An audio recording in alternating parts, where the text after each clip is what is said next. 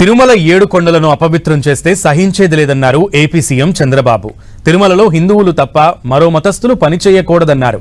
దేశంలోని స్వామివారి ఆస్తులను కాపాడడం కోసం కంకణం కట్టుకున్నామని ముఖ్యమంత్రి చంద్రబాబు స్పష్టం చేశారు. దేశంలోని అన్ని రాష్ట్రాల రాజధానుల్లో శ్రీవారి ఆలయాల నిర్మాణానికి కృషి చేస్తామన్నారు బాబు. ఈ రోజు ఈ యొక్క 7 కొండలు ఇది వెంకటేశ్వర స్వామి సొంతం. ఈ 7 కొండల్లో ఎలాంటి అపవిత్రమైన కార్యక్రమాలు కానీ లేకపోతే ఈ 7 కొండల్ని కమర్షియలైజ్ చేయడం కానీ ఎక్కడా జరగకూడదు. నేను ఒకటే ఈ టీటీడీలో పనిచేసే ప్రతి ఒక్కరిని కోరుతున్నా, including board members, management, everybody, మీరందరూ కూడా వీలైతే మీరు వెంకటేశ్వర స్వామి పవిత్రత కాపాడడానికి ఇంకొక అడుగు ముందుకెళ్ళండి. వీలు కాకపోతే మీరు మీ పని చేయండి.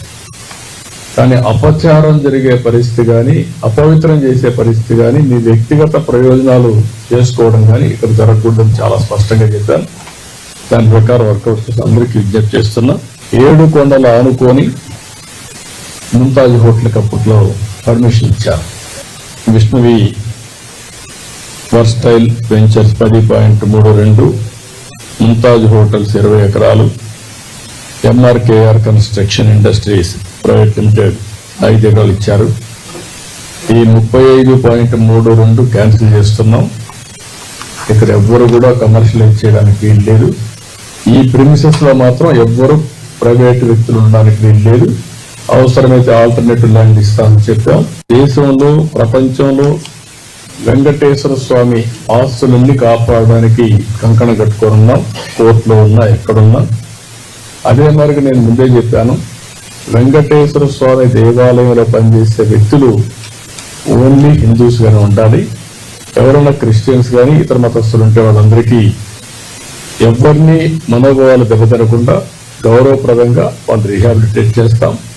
అదే మరిగా క్రిస్టియన్ ఆర్గనైజేషన్స్ కానీ ముస్లిం ఆర్గనైజేషన్స్ ఉంటే అక్కడ కూడా హిందూస్ పనిచేయకూడదు అనుకున్నప్పుడు అక్కడ కూడా పనిచేయకుండా వాళ్ళ మనోభావాలు కాపాడుతాం. దేశంలో ఉండే అన్ని రాజధానుల్లో వెంకటేశ్వర స్వామి దేవాలయం కట్టాలనేది ఒక నిర్ణయం, ఒక సంకల్పం చేశాం. దాని ప్రకారం అందరికీ విజ్ఞప్తి చేస్తున్నాం. అక్కడ ముఖ్యమంత్రి కూడా రాస్తాం. వాళ్ళు కానీ ముందుకు వస్తే వెంకటేశ్వర స్వామి దేవాలయం భారతదేశంలో ఉండే అన్ని రాష్ట్ర రాజధానుల్లో కట్టాలనేది ఒక ఆలోచన.